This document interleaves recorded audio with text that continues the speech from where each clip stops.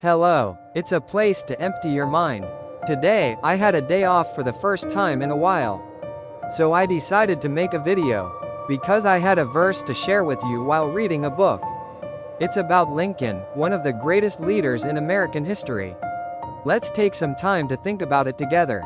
Then I'll get started. On the morning of Saturday, April 15, 1865, Abraham Lincoln was lying in the doorway of a cheap accommodation and dying.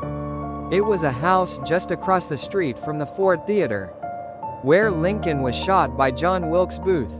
Looking at Lincoln dying, Secretary of the Army Stanton said, "The man who ruled man most perfectly in the world lies there." What was Lincoln's secret to being successful in dealing with people? Did Lincoln like criticism of others? Of course. When he lived in Pigeon Creek Valley in Indiana as a young man, he would write letters and poems that would not only criticize, but also mock others and drop them where they would find them. One of these letters sparked a hostility that Lincoln would never forget. Even after becoming a lawyer in Springfield, Illinois, Lincoln attacked those who opposed him by writing open letters to the newspapers. But just once, it went a little too far. In the fall of 1842, he mocked a vain, belligerent Irish politician named James Shields. Lincoln wrote an anonymous letter to the Springfield Journal, laughing at him and making fun of him. Everyone in the village burst into laughter. Shields, who was a sensitive and self-respecting person, vented his anger. As soon as he found out who wrote the letter, he got on his horse and set off to find Lincoln. Then I asked Lincoln, whom I met, for a duel. This must have been an era where duels were allowed. Back to the story, Lincoln didn't want to fight. He was an anti-dueling man. But there was no way he could defend his honor without a duel. Fortunately, he had a choice of weapons. Lincoln was a man with long arms. So he chose a broad-edged sword used by knights in the past, and learned to fight with swords from graduates of the U.S. Military Academy. When the day came, Lincoln and Shields faced each other on the Mississippi River sandbank. He intended to fight to death, but just before the fight broke out, the entrance of the duel stepped in and stopped the duel. This incident was one of the most shocking things in Lincoln's entire life. Because of this incident, Lincoln learns a valuable lesson about human relationships.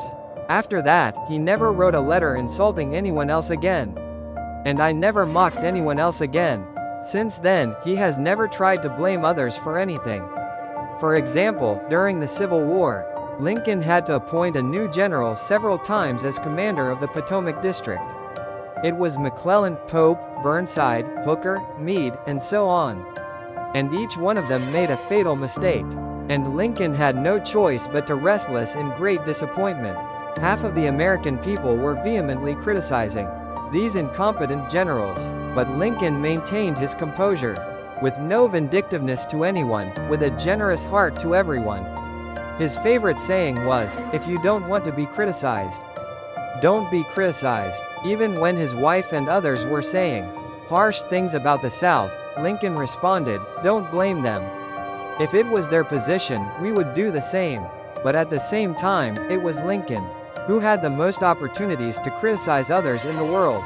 Let's take an example. It's July 1863 at the time of the three-day Battle of Gettysburg.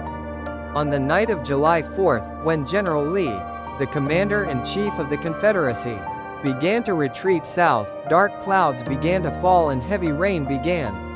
By the time General Lee arrived on the Potomac River with his vanquished army, the river had already been flooded and was unable to cross. And the Union troops, who were triumphant with victory, were almost catching up. Lee was in a tight spot. Lincoln had a good grasp of the situation. It was a rare opportunity from heaven. It was an opportunity to capture General Lee's army and end the war in a heartbeat. With great hope, Lincoln ordered General Meade to attack General Lee immediately. Instead of convening a strategy meeting, Lincoln sent an emergency messenger to order Meade to attack immediately. Not enough to give orders via telegram. What did General Meade do? He did the exact opposite of what he was ordered to do.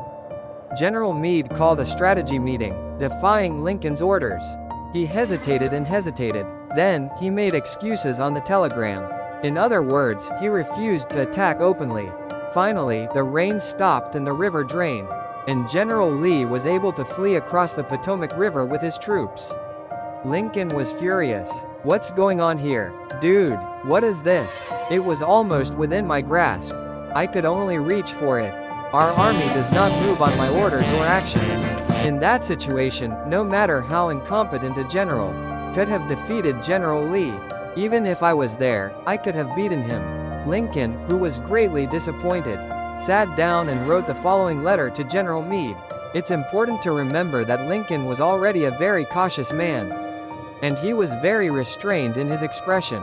So Lincoln's letter to General Meade in 1863 is a fierce condemnation. General Meade, sir, you don't seem to grasp how unfortunate it is that General Lee has gotten away from us. We were able to hold on to Lee easily. We've had a lot of victories recently, so if we had Lee, we could have ended the war. But maybe the war won't end easily in the future, because we haven't been able to catch him. Do you think you can cross the river and hit Lee with only 2/3 of the force you had at the time, after not being able to reliably attack him last Monday? It's also unreasonable to expect that. And I don't expect you to be able to achieve anything now. You missed a golden opportunity. I can't tell you what's going on. What do you think Meade would have reacted to reading this letter? There was no response, because Meade didn't see this letter. Lincoln didn't send a letter. The letter was found among the papers after Lincoln's death. It's brain official, but Lincoln must have been looking out the window after writing this letter and muttering, "Wait, you can't be too hasty. It's easy to sit in this quiet White House and order Meade to attack. But what if I were in Gettysburg? If, like Meade, I had seen so much blood over the last week, and my ears had been deafened by the groans and howls of the wounded and dying, I might not have felt so inclined to attack. If I was a timid personality like Meade, I'd probably behave the same way as Meade. Anyway, it's already passed. I'll feel better if I send a letter." But Meade will try to justify himself. He will blame me for the letter. The letter will only evoke upsetting feelings, and Meade will be the master of the field as a commander. And then he may be discharged from the military. So, as I said earlier, Lincoln would have put the letter aside, because he knew from his bitter experience that no matter how sharp he criticized and reprimanded, there would be no desirable outcome. Among Dale Carnegie's theories of human relations, the book I'm looking at today is Dale Carnegie's Theory of Human Relations. While reading it, I decided to leave this phrase as a record, because it didn't get erased from my head. Criticism of anything in this day and age is natural. However, I don't think criticism alone doesn't seem to make the world better. Criticism without alternatives is like a fantasy or a mirage. Talking about men is easier, but that alone doesn't solve the problem. As I live in the company, I feel new whenever new employees come in. So-called Maine is easy. By the way, does that cause development or change? That's not happening in my experience. I hope you will also think that it is a problem for all of us, and solve the problem wisely rather than blaming others. Have a great day today. I'll come back with another video next time. Thank you.